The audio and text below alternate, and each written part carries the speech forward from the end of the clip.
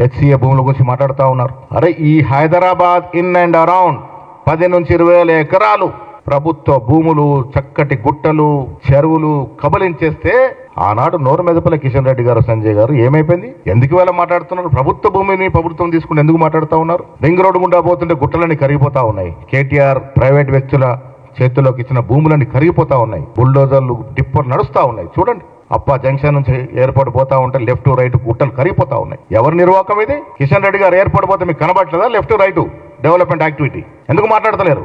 10,000 ఎకరాలకు పైన హైదరాబాద్ సంబంధించిన ప్రభుత్వ భూములు, ఖరీదైన భూములు, ప్రకృతి నిలవైనట్టు భూములు అమ్మిన పాపన కేటీఆర్ పోలేదా? కేసీఆర్ పోలేదా? ఎందుకు మాట్లాడలేదా ఆ రోజు మీరు? ఇవాళ ఎందుకు మాట్లాడుతూ ఉన్నారు? ఇవెందుకు గొంతెత్తుతా ఉన్నారు? ఎన్ని లక్షల ఎకరాలు ఈ రాష్ట్రంలో డిఫారెస్ట్ అయినాయి.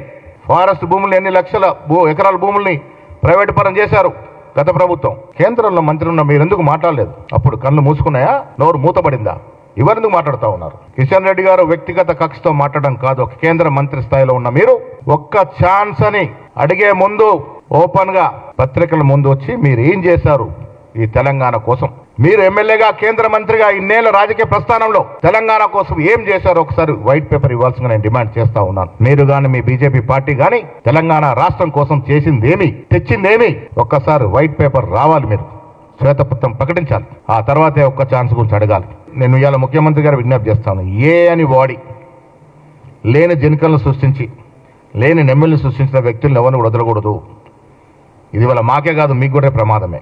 వ్యక్తిగత స్వేచ్ఛకు భంగం కలిగించే విధంగా ఏ టెక్నాలజీ వాడి లేనిది ఉన్నట్టుగా, లేని జంతువులు ఉన్నట్టుగా, లేని పీకాక్స్ ఉన్నట్టుగా ఎవరైతే చిత్రీకరించారో వారిని డెఫినెట్గా వారి మీద క్రిమినల్ చర్యలు ఉండాలి. నేను మీ ద్వారా ముఖ్యమంత్రి గారిని, మా ప్రభుత్వం డిమాండ్ చేస్తా ఉన్నాను.